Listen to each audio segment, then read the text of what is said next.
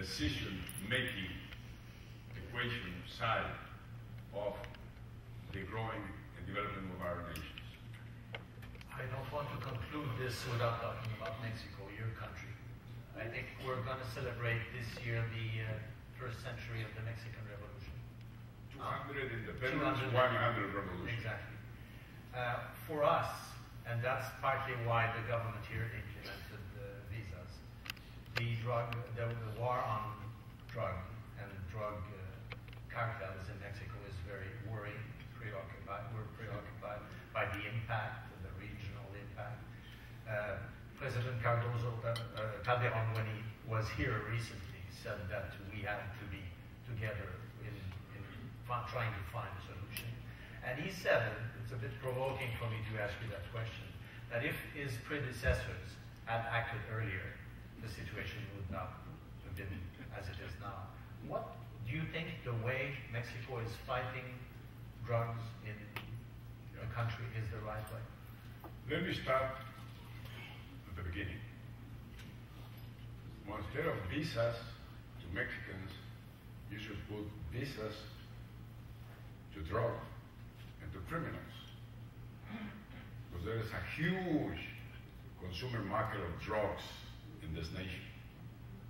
Drug that comes through Mexico, that is produced on the south, on Venezuela, Colombia, Bolivia, and it's brought to this market because there's a huge demand for drugs.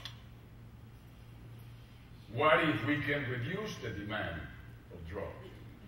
What if this government decides to stop the crossing of drugs in the border? It's not Mexico that is pushing the drug here. Who takes the drug once it crosses the border between Mexico and the United States? Who moves it to Seattle, to Chicago, to San Francisco, to Washington, to everywhere in the United States? And who crosses it into Canada? So it's not our only one problem. Excuse me, it's not Mexico's problem only. It is Canada's problem, it's United States problem, it's Colombia's problem, it's Venezuela's problem, and it's Mexico's problem. We just happen to be in between. We not even used to produce drugs. A little bit of marijuana and something else. The drug coming from the south. And the most successful we've been in refraining drugs to cross the border, the more drug is being promoted and sold within Mexico to our kids.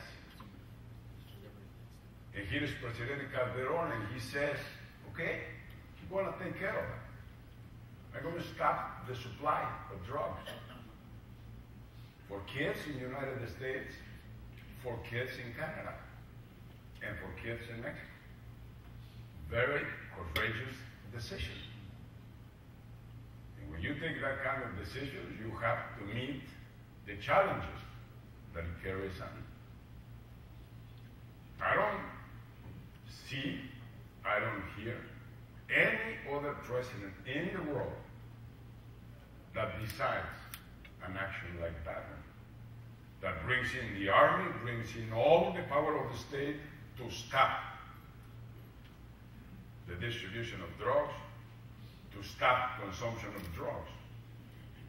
So Presidente Calderon is working for this nation also. He's working for United States youth.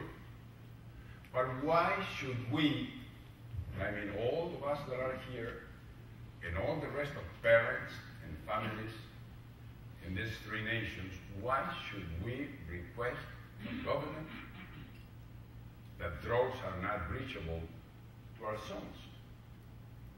Why don't we change the strategy and we say, okay, my sons are not going to consume any more drugs? And why don't we let the responsibility in the hands of the consumer of drugs? Because governments cannot stop prostitution. They have not been able to do that throughout the history of the world. Have not been able to stop alcohol consumption and distribution. Not even with the great effort done in Chicago, didn't work. So We have to come back to authorize, to legalize cigarette smoking. I think it's very smart what is being done in cigarette smoking, not to prohibit smoking, but to tell the user and the consumer the risk he's taking. And we're not doing that enough with drugs. So I am for legalization. And maybe that's the solution for Mexico. Imagine the cost that we're paying in Mexico. Tourism is our largest source of income, of foreign income. And we're paying a huge price there because of violence derived from drugs. Investment, our own talent. How many people is living in Mexico now, moving to the States, to San Diego, to Houston, to Dallas, to San Antonio, to everywhere? It's a huge cost. Yes, Helen, I invited her to come, and I know she will come with Paul to San Cristobal. First question she asked me, who is going to protect me from here now? No, that's the image that the country has now, Mexico. And it's a terrible image, very difficult to overcome. So we have to work quick and fast. Let me tell you, and with this I finish, very quick. I knew two leaders, as many others that I met during those 6 years. President Bush and President Uribe.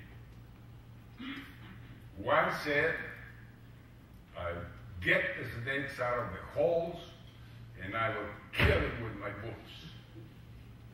And I will go to Iraq and I will defeat the dictator and I will change things in Iraq.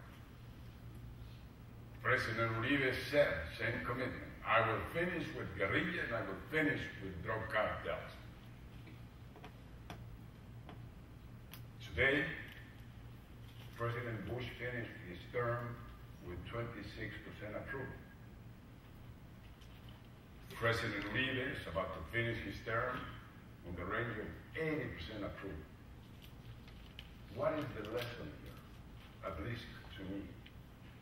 The lesson is if you go into a war, if you take a challenge that is big, you better make sure that you have a plan and that you're going to win that war.